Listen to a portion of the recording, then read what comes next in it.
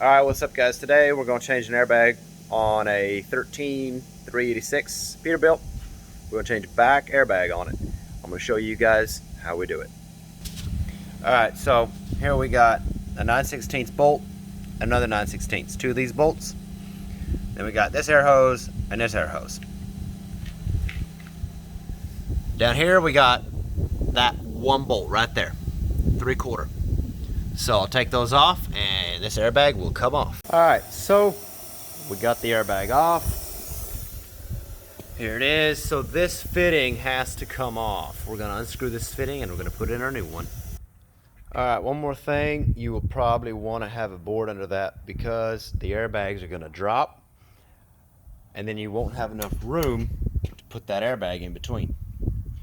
Alright, so we got our old fitting out. Time to put in the new one. Alright, so as you can see, I've got the new one back on here. I got my fitting in, and I got that bolt, that bolt. I've also got the one at the bottom. I haven't tightened them up yet.